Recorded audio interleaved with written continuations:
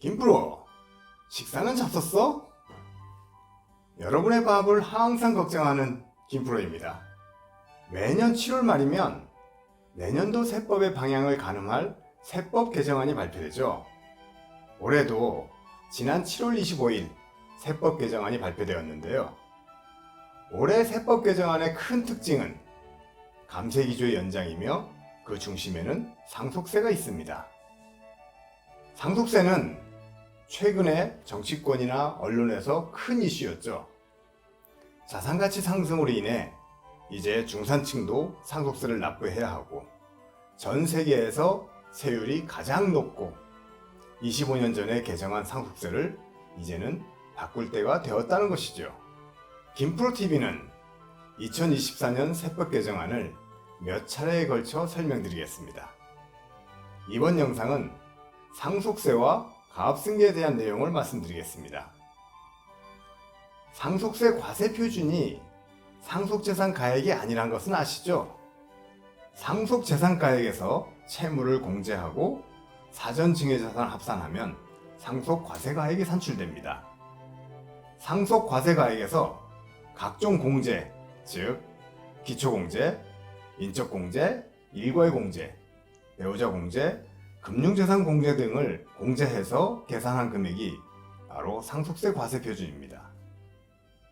상속세 과세표준에서 세율을 곱한 금액에 누진공제액을 빼면 납부할 세액이 산출됩니다.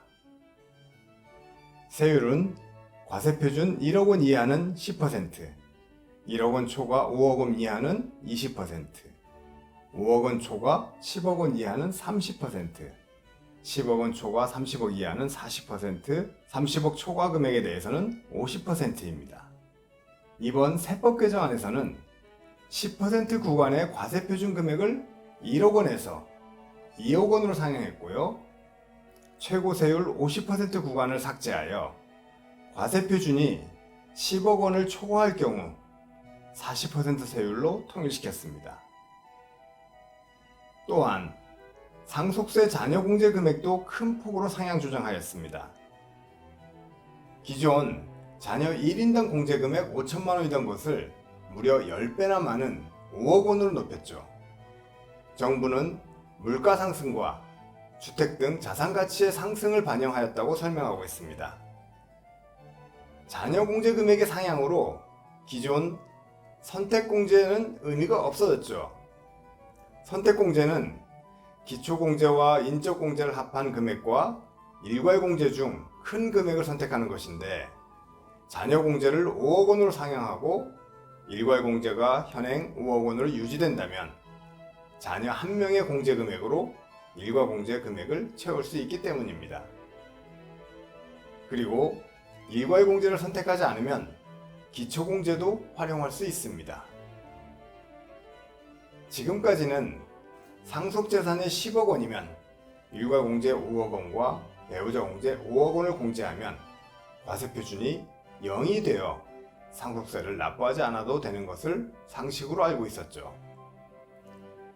세법 개정안이 원안대로 통과된다면 자녀가 1명인 세대는 기초공제 2억 원, 자녀공제 5억 원, 배우자공제 5억 원, 총 12억 원까지는 상속세를 납부하지 않아도 됩니다. 자녀가 2명인 경우에는 17억 원, 자녀가 3명일 경우에는 22억 원까지 상속세를 내지 않을 수 있습니다. 이번 개정안에 포함되어 있는 것은 상속공제이지 증여공제는 해당되지 않는다는 점을 혼동하면 안 될 것입니다. 증여공제는 여전히 1인당 5천만 원입니다. 자, 그럼 현재의 상속세와 개정안의 상속세를 비교해보죠. 상속재산가액이 50억 원이고 채무나 공과금, 사전증여재산이 없다고 가정하면 상속세 과세가액은 상속재산가액과 동일한 50억 원이죠. 상속인은 자녀 2명과 공동상속인은 배우자가 있다고 하고 법정 상속지분대로 상속한다고 가정한 계산입니다. 현행은 일괄공제 5억 원과 법정 상속지분에 따른 배우자 공제 21억 4천만 원을 공제한 금액이 상속세 과세 표준입니다.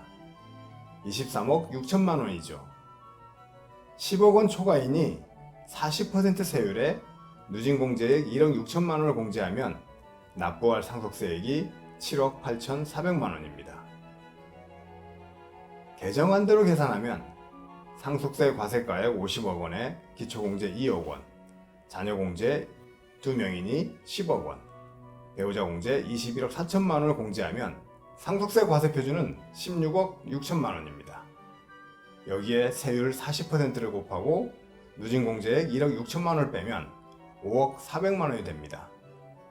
납부할 상속세액이 무려 2억 8천만 원이 줄어들었고 이는 35.7%가 감소한 것이죠.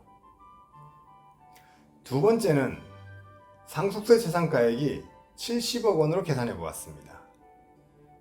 현행대로 계산하면 납부할 상속세액이 12억 9천만 원이고 개정안으로 계산하면 9억 6천만 원입니다. 감소한 금액은 3억 3천만 원이며 비율로는 25.6%입니다. 정부 정책이 명확한 감세 방향으로 가고 있다는 것을 알 수 있겠죠. 이번에는 가압상속공제는 개정안에 어떻게 담겼을까요? 정부가 올 상반기부터 주식시장 활성화를 위해 적극적으로 추진하고 있는 밸류업, 스케일업 우수기업, 그리고 기회발전 특구로 이전 또는 창업한 기업에 대한 가압상속공제 한도를 대폭 확대하였습니다. 밸류업 스케일업 우수기업은 상속공제 한도를 현행 300억 원, 400억 원, 600억 원에서 600억 원, 800억 원, 1200억 원으로 상향 조정하였고 기회발전 특구로 이전 창업한 기업에 대해서는 상속공제 한도 제한을 아예 삭제하였습니다.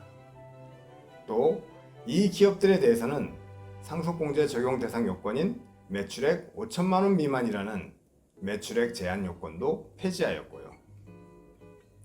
밸류업 프로그램은 지난 6월 코리아 디스카운트에서 목적으로 마련한 정부 주도의 증시부양 정책입니다. 기업 자율적으로 기업 가치를 제고할 수 있는 방법을 지원하겠다는 정책이지요. 밸류업 프로그램은 상장사를 대상으로 하기에 비상장 중소기업은 해당되지 않습니다. 기회발전 특구는 2023년 수도권과 지방의 균형 발전을 도모하기 위해 마련한 정책인데요.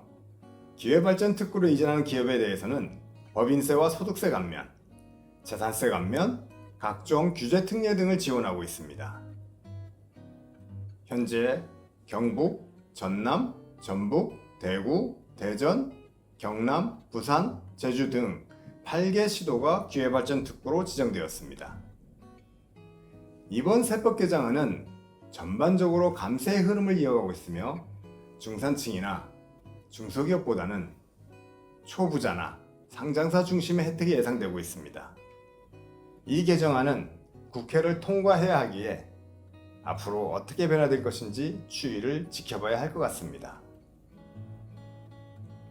가업 승계나 상속 문제는 대표님들이 항상 고민하고 있는 문제죠. 영상이 대표님들의 고민과 판단에 도움이 되기를 바랍니다. 지금까지 김프로TV였습니다. 감사합니다.